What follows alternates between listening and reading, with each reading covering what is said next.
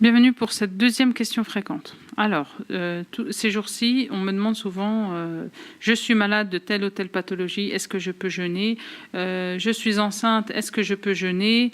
Avant de répondre à cette question, j'aimerais préciser, je suis naturopathe, je ne suis pas médecin. Donc, seul un médecin pourra donner son avis sur le fait que tu peux. Voilà.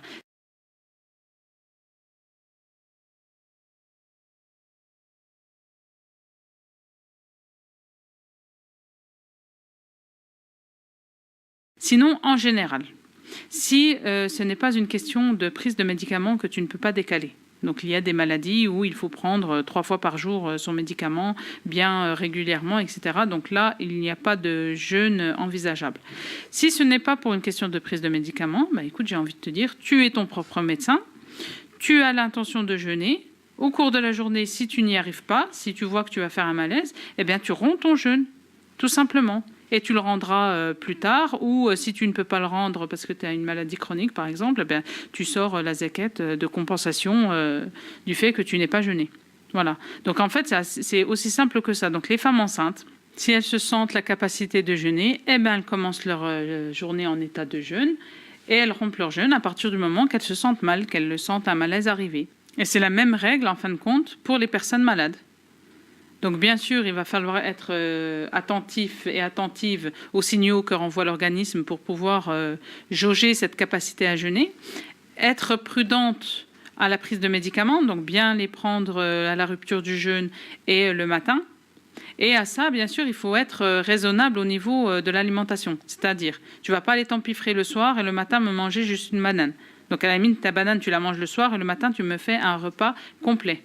Donc on en a déjà parlé, le matin on mange végétal au maximum et léger, et le matin on fait un repas complet et équilibré pour bien tenir la journée, et c'est d'autant plus valable pour les personnes malades et les femmes enceintes.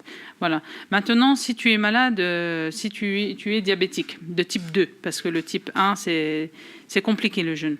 Donc de type 2, arriver à la rupture du jeûne, va pas me descendre une bouteille de soda sous prétexte que ça va te monter ton taux de glycémie. Non, tu n'en as pas besoin, c'est seulement dans ta tête que tu en as besoin.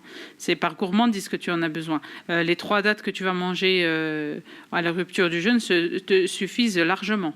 Donc tu pourras rajouter éventuellement un autre fruit avec les dates, mais surtout pas de boissons sucrées ou de laitage. Personnes atteintes d'hypertension aussi, elles peuvent très bien jeûner. On connaît tous au moins une personne atteinte d'hypertension qui jeûne. Juste, voilà, lever la main sur le sel dans les plats. Voilà. Sinon, pareil, celles qui ont du cholestérol, ne pas manger de pâtisserie, ne pas manger de gras, etc. C'est tout à fait faisable, juste respecter voilà, les normes de bonne hygiène alimentaire. Donc on devrait en tout temps respecter, mais encore on devrait être plus attentif à ça pendant le mois de Ramadan, et surtout en cas de pathologie chronique ou de grossesse. Voilà. Et donc, le fait de rompre le jeûne, si on n'y arrive pas, il faut se dire, il ne faut pas culpabiliser, il faut se dire que c'est une facilité qu'Allah nous accorde, et Allah aime qu'on utilise ces facilités.